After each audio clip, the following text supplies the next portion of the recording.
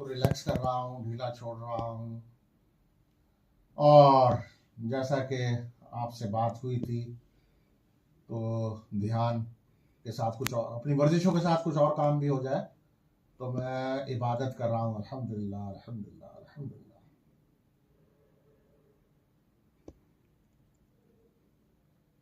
अब अल्हम्दुलिल्लाह करने के बाद जब मुझे सब जगह मैंने शुक्र अदा किया, मेरे पैर सब ठीक है अल्हम्दुलिल्लाह, पिंडली सही है, थाई सही है, पेट सही है, चेस्ट सही है, सारा बदन सही है अल्हम्दुलिल्लाह, मैं तैयार हूँ वर्जिश के लिए।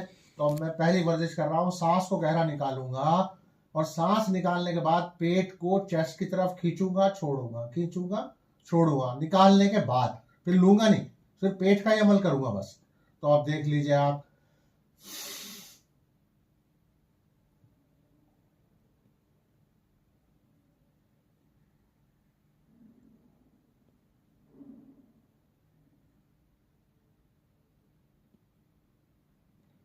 ये मैंने वो कर लिया, फिर अंदर से ढीला छोड़ा। इस अमल में पेट के ऑर्गन्स ने एक दूसरे को रगड़ा, और उस रगड़ने में जो सफाई होगी, जैसा कि कपड़ों को रगड़ने से होती है, तो वो डिटॉक्स होगा, वहां से क्लीनिंग होगी अंदर के ऑर्गन की। नबी अकरम सल्लल्लाहु अलैहि वसल्लम का अल्लाह ताला ने खुसूसी इंतजाम करके दिल मुबारक की सफाई की थी। हमें ये छोटी छोटी हम कर सकते हैं अपने आप से दूसरे आज़ा की। तो उसमें से एक ये पेट के ऑर्गन की, पेट एब्डोमिनल विसरा की एक प्रैक्टिस हो गई सांस निकाल के। अब है दूसरा अमल कि जो हमने सफाई की है वो अपनी जगह से उखड़ तो गया, रगड़ तो गया एक दूसरे ऑर्गन से, लेकिन अब उसे सफाई की तरफ भेजना है, तो उसे निचोड़ना है। जैसे हम गंदगी को धोने के बाद उसे निचोड़ते हैं कपड़े को, ताकि उससे गंदगी निकल जाए, तो उसे निचोड़ के लिए दोनों एड़ी पंजे मिलाएंगे, बहुत थोड़े से उठाने, इतने कि पैरों के अंगूठों को हम आंखों से देख सकें, बस इतनी ऊंचाई। अगर वो ज्यादा उठाएंगे तो कुछ लोगों से नहीं उठेंगे और वो सिमिलरिटी नहीं आएगी। तो जब हम अलग से कर रहे हैं तो जितना जो करना चाहे वो हो जाने, लेकिन हम कॉमनली ये कहते हैं कि थोड़ा सा ऊपर उठाइए, लेग्स को टाइट रखिए, पैरों को अंगूठों को उधर को खींच के रखिए, हाथ जिस्म के बराबर में अलग रहेंगे, पैरों को अंगूठों को देखेंगे।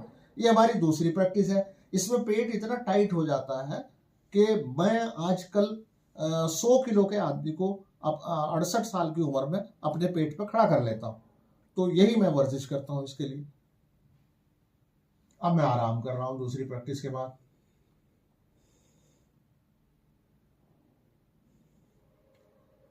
और जब मुझे अंदर ये महसूस हो अल्हम्दुलिल्लाह अल्हम्दुलिल्लाह कहने के बाद, ये अल्लाह तेरा शुक्र, तूने इतनी अच्छी प्रैक्टिस मुझे सिखाई और बताने की तौफीक दी, और मैं खुद भी करके नफा उठा रहा हूँ, तो अल्लाह मुझे बहुत आराम आ गया, सुकून आ गया, इस प्रैक्टिस की थकावट भी मेरी निकल गई। तो अब मैं तीसरी प्रैक्टिस कर रहा हूं। उसके लिए दोनों पैरों को मोड़ेंगे और घुटने थोड़ा पास पास, एड़ियां अलग अलग, हाथ बराबर में, सी ज्यादा अच्छे उल्ट रहते हैं अगर हथेलियों का रुख हम नीचे रख लेते हैं।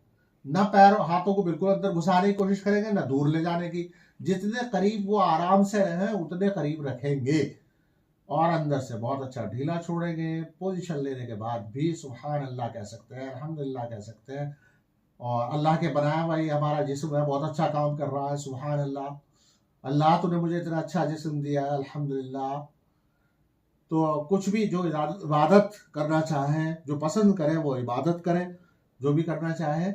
और उसके बाद प्रैक्टिस कैसे करनी, जब रिलैक्स हो जाए, सांस गहरा निकालना है, पेट के तमाम ऑर्गन्स को चेस्ट की तरफ खींचना है। तो उससे क्या होगा कि जितने पेट में जो है वो मसल्स है, लिगामेंट्स है, और जो वेसल्स हैं, पाइप्स हैं, वो तमाम खिंच जाएंगे, सीधे हो जाएंगे, और जो आलाइशें, जो टॉक्सिन अंदर है या कुछ भी है जो नहीं चाहिए जिस्म को, तो वो साफ होने में आसानी होगी। यहाँ तक के कोलेस्ट्रोल भी वो बढ़ने से बचेगा, सफाई हो जाएगी, और हार्ट अटैक नहीं होगा। तो हम इस प्रैक्टिस को करते हैं। देखिए मैं शुरू करता हूँ, यानी जैसा मैंने बताया, अभी सांस पहले निकालूंगा, पेट को चेस्ट की तरफ खींचूंगा और रोक के रखूंगा। बाकी सब आजा ढीले रखने हैं। हर प्रैक्टिस में याद रहे उतने ही हिस्से को हम इस्तेमाल करेंगे जितने की प्रैक्टिस हो रही है, बाकी सब ढीला रखने की कोशिश रखेंगे। शुरू करता हूं।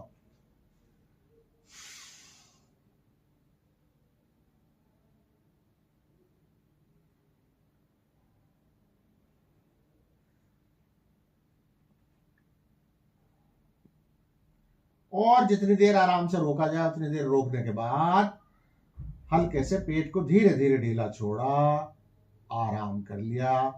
इन्हीं तीनों प्रैक्टिसेस को रिपीट कर लेंगे जिस्म के और हिस्सों की प्रैक्टिसेस के साथ, तब ये ज्यादा नफा देंगे अगर हम जिस्म के दूसरे हिस्सों की प्रैक्टिस भी साथ में करें। जज़ाकल्लाह खैर, अस्सलाम वालेकुम। माशाअल्लाह।